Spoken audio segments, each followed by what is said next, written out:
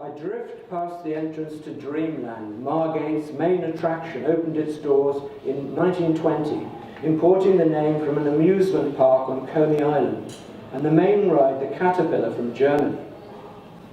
While you queued for the big thrill, you could look down at your kids, looking down at you through the grille set in the huge horn head of the snail man, a tall wooden structure with stairs, and the park was also the place to get your pocket picked, and it probably still is. There's no money in Margate. This is before the turn. There's no money in Margate. Eye contact has replaced it as the root of all evil. And yes, this town is as ripe as ever for a low-budget remake of Brighton Rock. The joyless amusement arcades, the facial scars. So what did I expect to find? Well, I never expected to find what I came for, but here it is, still standing and overlooking the sands. I move around inside, stamping on the bare boards and appraising the wood. It's the original Victorian timber. It's built for eternity. The benches are coated a ketchup red, beginning to flake, and the window frame in plastic replaces leaded glass. But I don't doubt for a moment that I've found it. Yes, I've looked for the plaque, and there isn't one. Margate plays a deeper game.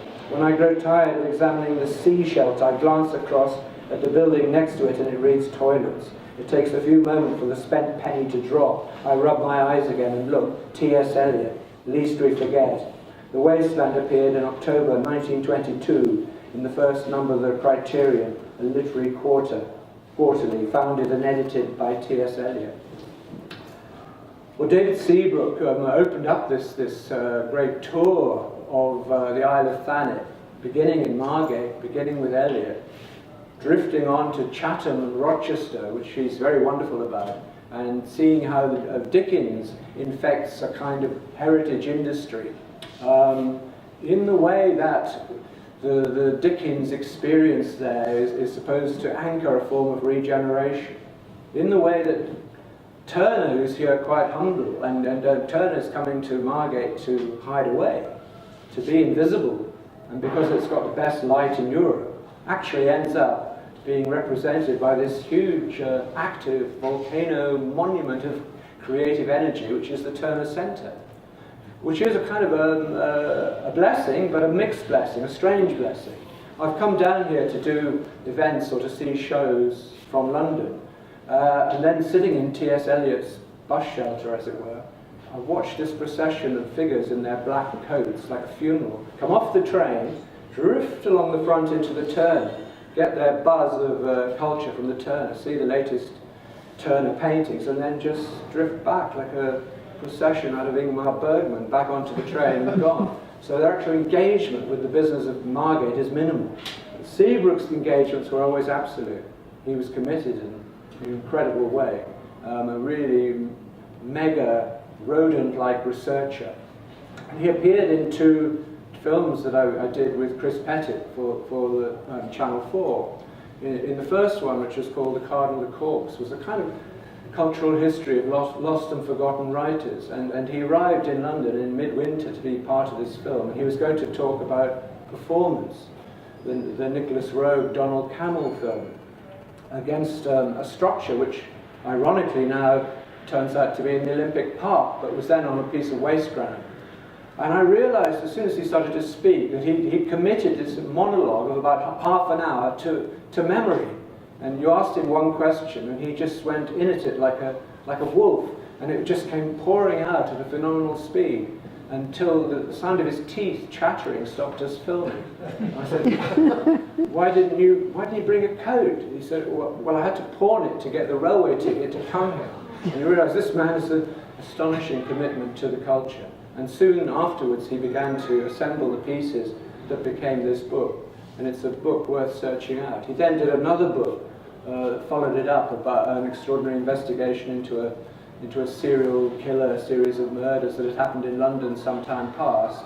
And he was working on some conspiracy around the Beatles merchandising on their first tour of America, when all the money disappeared and there were dodgy lawyers, conspiracies, accountants, and he died very young and slightly mysteriously, so that David Seabrook disappears. But that way of thinking, that way of writing has gone on. There are a lot of other people doing it, but not many people doing it as well. And I'd like to place him, I'd like to place, and I think this may connect with what Tony White is talking about later in terms of memorials and what memorials mean, and cenotaphs and how things are marked and remembered. I think Seabrook is wonderful in that he's remembered just as a series of rumours. That the people who knew him in Canterbury talk about him in certain ways, the people who saw him appear for these films in London talk about him in certain ways, and he remains there, and he remains a presence of place. He gave credit to Margate, even when he was apparently being funny and dismissive. He was saying Margate is important. It's where that great fractured moment with Eliot happened in the 20th century. Because Eliot had no business here, really. I mean, he was imagining that he was going to go off to the south of France to stay in a cottage that belonged to Lady Rothermere while he recovered. He moved very rapidly on from Margate to Lausanne, where he went to see a psychiatrist, and gradually finished off and assembled the ending of Wasteland, which was then shown to Pound in Paris, who chopped it to pieces. So I think we should finish off by coming to Eliot and seeing what these 50 lines that or some of the 50 lines that he writes in that belong to Margate, because they definitely do. And Margate is not just mentioned in the poem in the section called The Fire Sermon as a sort of ironic comedy. It's important. Before he gets to Margate, he's in London, and the movement of the poem comes down the river. And that is exactly the experience of a lot of Londoners, how they came to Margate. It wasn't a land journey. The land journey was too difficult. There were regular boats that came from London to Margate. And the sense of the Thames, the sense of history, the sense of the stratifications of history are all there by making that river journey. That's how Turner came. I mean, Turner came and looked at the river and looked at the light on the river, which is very different, and then ends up here, where he's pretty much on this side. And Eliot is invoking that in The Fire Sermon. He's in the city of London, but he's looking this way. Oh, city, city, city, I sometimes hear beside a public bar in Lower Thames Street the pleasant whining of a mandolin. Well, that's straight out of the Albemarle Hotel. That's him plucking away on his mandolin. He's got the mandolin. He's got the river where you launch to come to Margate. And then he travels down the river. The river sweats, oil and tar. The barges drift with a turning tide. Red sails wide to leeward swing on a heavy spar. The barges wash drifting logs down Greenwich Reach past the Isle of Dogs.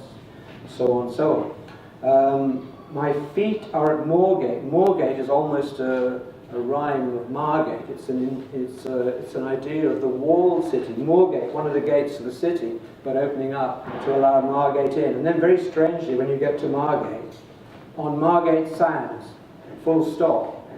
It's not on Margate Sands I can connect nothing with nothing. It's on Margate Sands.